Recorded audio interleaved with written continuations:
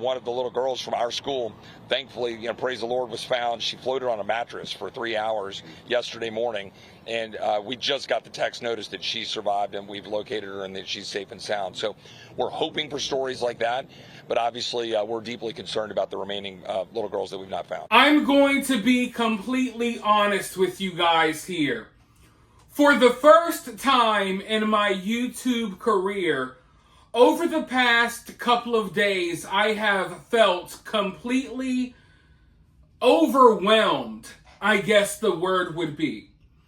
Because I've been seeing and hearing about what's been going on in Texas with these floods, and I know that I needed to sit down and report to you all about what was going on, but I really couldn't bring myself to do so. Because I was just so overwhelmed by all of the news coming out of these floods. And don't get me wrong, if you've been here for a while, you know that I don't shy away from talking about these natural disasters. We cover stories like this all the time. Of course, recently we talked about Hurricane Helene and how devastating it was up in North Carolina. And we talked about the wildfires, or the not-so-wildfires down in Maui, the fires in LA. We've talked about a lot of different things, tornadoes, hurricanes, you name it. But none of that could prepare me for some of the news that we were getting out of Texas.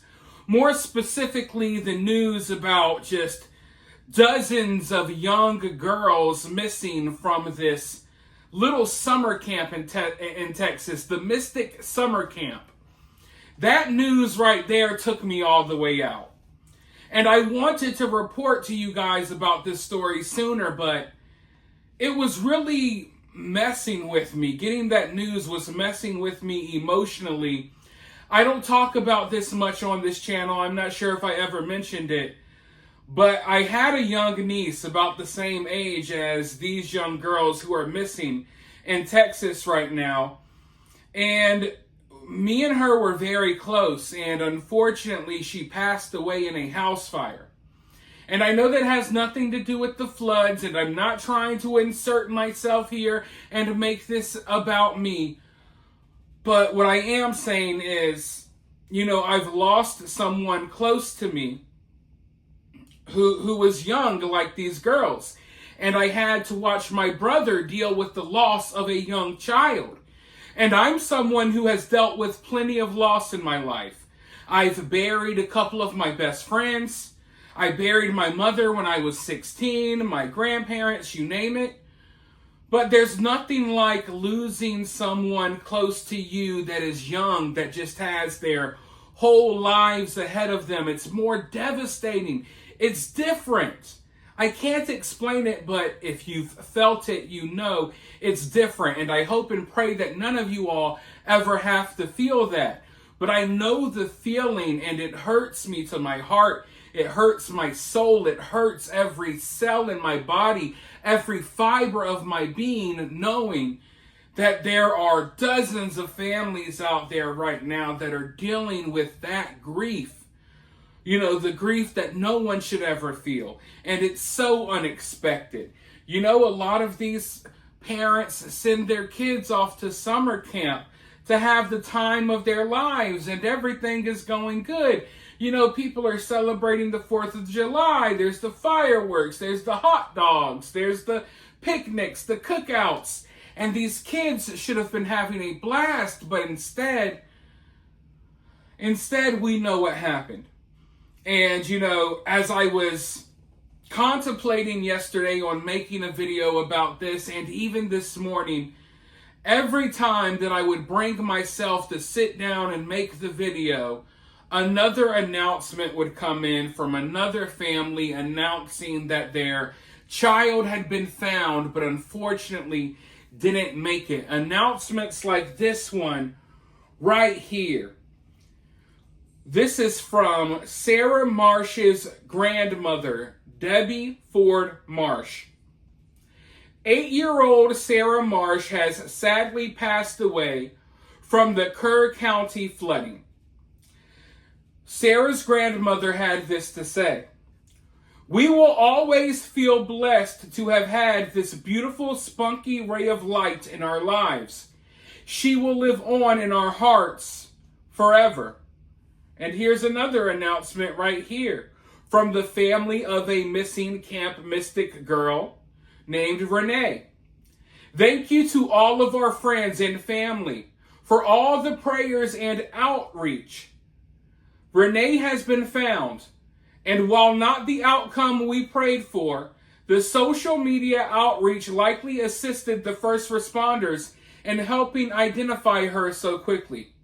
We are thankful she was with her friends and having the time of her life, as evidenced by this picture from yesterday.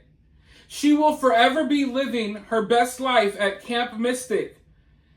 Please continue to pray for the other families in Kerrville.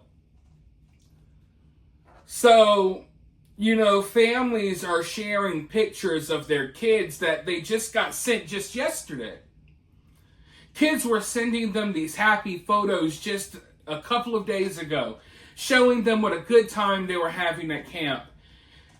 And now some of these same kids are being found by rescue teams miles away from the camp location because the floodwaters just dragged them. It's devastating. It's absolutely devastating to think about.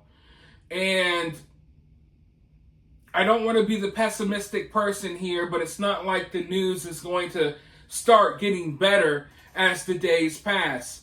And it looks like bad weather is probably rolling in again. And as we speak, there are other parts of Texas currently flooding. It's an all-around horrific situation. But to really put things into perspective, you need to hear from someone that is on the ground. Because right here, and I've said this in another video that I made on my other channel, I always have opinions, I always have takes. Right now, my opinions aren't helpful. So what I want to do is I want you guys to hear from someone on the ground. I'm going to roll this clip really quickly, and then I'll be right back with more thoughts. To follow breaking news out of central Texas, where at least 27 people are dead from severe flash flooding. And officials say 27 girls from a summer camp in Kerr County are still missing. Joining me right now is Nick Sorter, who is with the United Cajun Navy, a volunteer group primarily from the Louisiana region, assisting in recoveries and rescues in a variety of natural disasters. Nick is joining us now live from Kerrville, Texas. So, Nick, what have been your observations? How have you all been able to help? It's devastating out here. I mean, the videos, as always, they do it justice. The people have lost everything. If your house was even close to the riverbank, it's gone, swept off the foundation. At this point, we don't know how many people were even home when this happened. If you were home and that happened, you probably got swept down the river.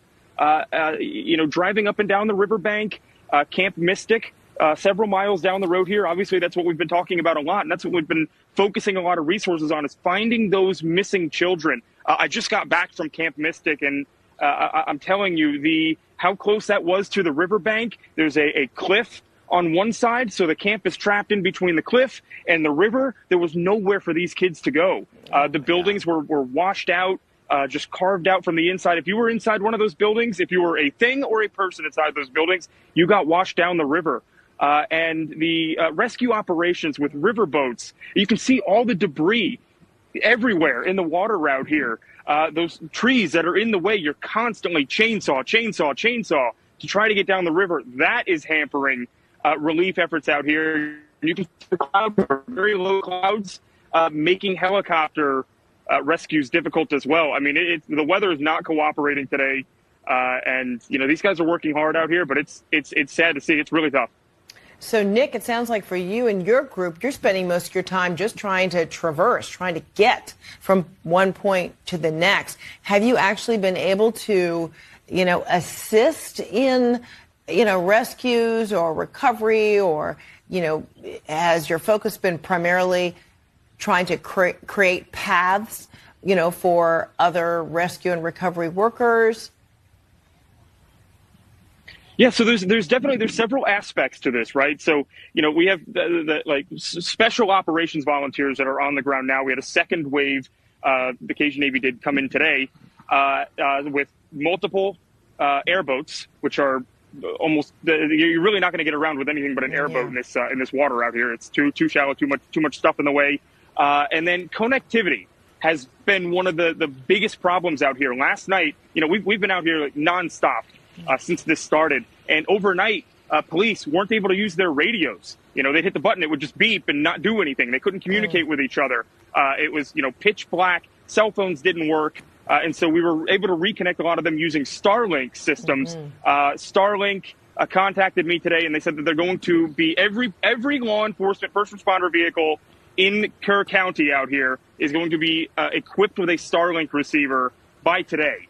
So a lot of those communication issues are been working out, and the operation is being streamlined in that manner. But that was a huge hang up overnight. Wow, so you've been an incredible conduit, to help with the communications, just as one aspect of what you're doing. And then, just looking at some of the videotape that we've been running, I mean, the water is treacherous along many portions of the river. You talk about your airboats. What are you all experiencing with your airboats and what you're able to traverse, and what are the currents like? Talk to me about just kind of the conditions that you've encountered. Yeah, so the water is receding a little bit, and it's moving slower now than it was this morning, especially. And so there's a lot of first responder activity around here, obviously. As the water goes down, though, it creates more and more and more obstacles, which means you're spending tons of time moving those obstacles out of the way. Just to be able to move 100 feet down the river.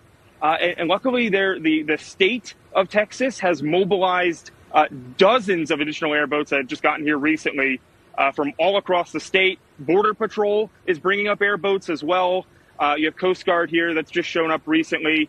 And so there are a lot of airboats that are being put in in various portions of the water. But also another issue that's being run into is a lot of the boat ramps have been washed away. This current was so strong, it picked up concrete and just ripped it and shoved it down the river. So obviously launching boats at some of these areas is almost impossible. I could sit here all day and name the conditions that are making this more and more difficult for rescuers. And time is precious right now, especially when we're talking about the amount of missing children, these young girls. You see these pictures, and it's horrifying to even think about. And all of us want to remain optimistic, but based on what you have been seeing, where is your level of optimism? Look, every minute that goes by, it looks more and more bleak. The number of missing children has not gone down significantly, unfortunately. I believe we're at nine dead, still over 20 missing children, and haven't seen much movement on those numbers today. I know there was, luckily, thank God, there was a rescue from a tree earlier this morning. I don't know if you guys have covered that or not, but 12 miles this girl went downstream and was able to be rescued after grabbing onto a tree. That is nothing short of a miracle. That is a long way in these treacherous waters. You can see how strong these currents were, looking at all the damage all over the place. It's remarkable that she was able to survive that. She beat the odds for sure. Well, Nick Sorter, you're doing an amazing work. I know so many are so grateful that you are being the conduit in so many different facets of the rescue and recovery that continue. Thanks so much for what you and the Cajun Navy are doing. Thank you guys for having us. We'll have much more on the dangerous weather that is also brewing now. Now, as I mentioned earlier on in this video, I've covered, a good bit of stories like this one dealing with, crazy weather. Like I said, tornadoes, hurricanes, tsunamis, earthquakes, wildfires, you name it. And often in those stories, there's a lot of focus on the damage to property. Like, oh my God, look what happened to this car. look at this building that got destroyed. Look at all of these homes that people lost.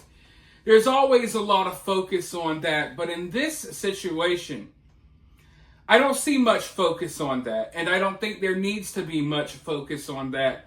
What everyone is focused on right now, or maybe it just seems like that to me because the only thing I'm focused on right now is all of these young kids that were at these various summer camps that are still missing.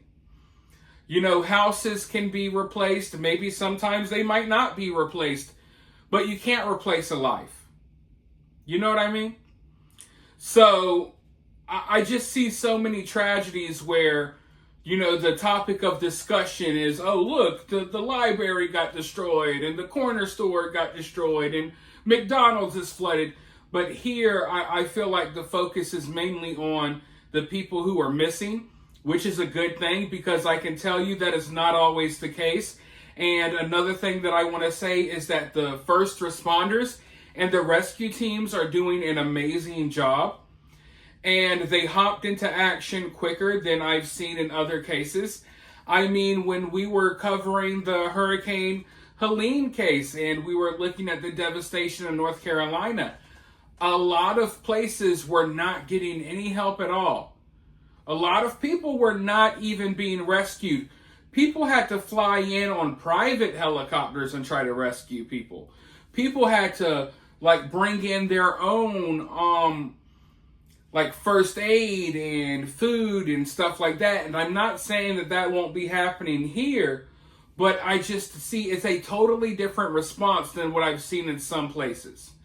Like the response that we're seeing in Texas, it looks like people actually care to help these people. And some areas of North Carolina after Hurricane Helene, people were just left, okay, to fend for themselves in some situations. As horrifying as that sounds, that's the reality, and I documented it all. You could go check it out on my channel. But yeah, I'm glad to see that first responders are hopping into action. They're doing their jobs. There's a lot of people from all over that are flooding into Texas. That's not the right word to use right now, but they're coming into Texas, bringing supplies, food, water, you name it. And I know and I have faith that the people in this area are going to come together and bring their community back for sure. But for now and for the foreseeable future, it's going to be a tough time. It's going to be a tough time. And if you're someone in that area, I want you to know that you're not alone. There are people all around America who are here with you. We're praying with you. We're praying for you. And we will do whatever we can for you. You're not alone. The rest of America has your back. Maybe not all of these crazies, but a lot of us do. So always keep that in mind. And with that being said, I'm going to continue to look at this situation. There are some important conversations that are going to need to be had about how this happened. There's going to be some conversations that need to be had in the future. But for right now, I think we need to focus on making sure that we find everyone who is missing. Hopefully some of them are found alive. And with that being said, you guys, let me know what you think about this down in the comments below. While you're down there, hit that thumbs up and all of that good stuff. And I'll talk to you all very soon in the next video.